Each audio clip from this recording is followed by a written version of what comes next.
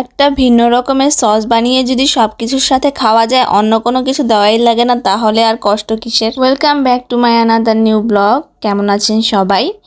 আশা করছি সবাই খুব ভালো আছেন, আমিও ভালো আছি। তো সকাল সকাল ঘুম থেকে উঠে যদি চা না খাই তাহলে দিনটাই যেন ভালো যায় না, এরকম মনে হয়। সকালবেলা ঘুম থেকে উঠেই গরম জল করে টি ব্যাগটা দিয়ে চাটা বানিয়ে নিলাম। এখন চাটা খেয়ে তারপর সব কাজ শুরু করে দিব। সকালে যদি এরকম একটা ফ্রেশনেস চা হয় তাহলে দিনটা এমনিতেই ভালো যায়, সারাটা দিন এমনিই ফ্রেশ লাগে। আমার মতো এরকম কার কার সকালে ঘুম থেকে উঠেই চা লাগে আমাকে অবশ্যই জানাবেন। সারাদিনে মনে হয় এনার্জি চলে আসে এই চায়ের মধ্যেই, জানি না কেন এত ভালো লাগে। সবারও কি ভালো লাগে নাকি আমার মতো? এরপর আমি সকালের জন্য নাস্তা রেডি করে নিয়েছি। আজকে হলো নুডলস রান্না করেছি সবজি দিয়ে। সবজি বলতে দিয়েছি গাজর আর আলু, আর ব্রোকলি ছিল, ব্রোকলিটা দেইনি কারণ দাদাভাই আবার ব্রোকলিটা পছন্দ করে না, তো দিলে যদি আবার না খায় তার জন্য শুধু গাজর আর আলু দিয়েই সকালের নুডলসটা তৈরি করে নিয়েছি। তো মাঝে মাঝে ব্রেকফাস্টে আর কি নুডলসটা রাখি, এক্ষেত্রে দেখা যায় একটা একঘেয়ে ভাব চলে আসে না, কারণ সব সময় একরকমের খাবার ভালো লাগে না। তো এইদিকে নাস্তা টাস্তা করে চলে এসেছি কিচেনে।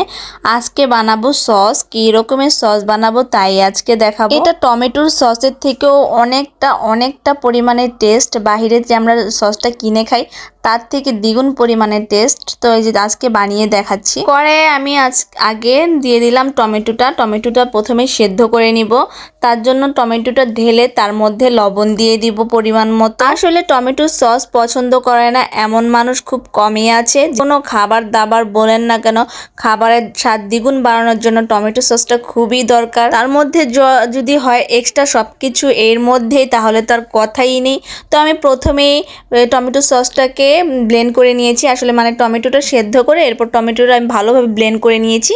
এরপর কড়াইয়ে তেল দিয়ে কড়াইয়ের মধ্যে দিয়ে দিয়েছি টমেটোটা। তো কিছুক্ষণ যাবত ভালো করে জাল দিয়ে দিচ্ছি। দিয়ে দিলাম স্বাদ মতো আর একটু লবণ আর শুকনো মরিচ, আমি টমেটোর মধ্যে একসাথে দিয়ে ব্লেন্ড করে নিয়েছিলাম। ঝালের পরিমাণটা আমি একটু বেশি দেব, এর জন্য আমি একটু শুকনো মরিচের গুঁড়ো দিয়ে দিয়েছি। আর দিয়ে দিয়েছি আমি রসুনের সস।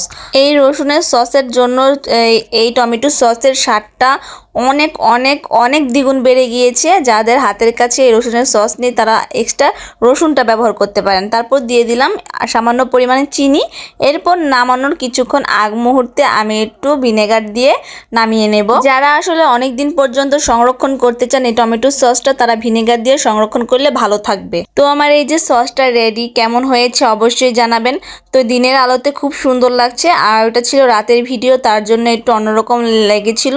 তো এই যে আমার সসটা রেডি হয়ে গেছে, অবশ্যই আপনারা সবাই বাসায় বানিয়ে একবার হলো ট্রাই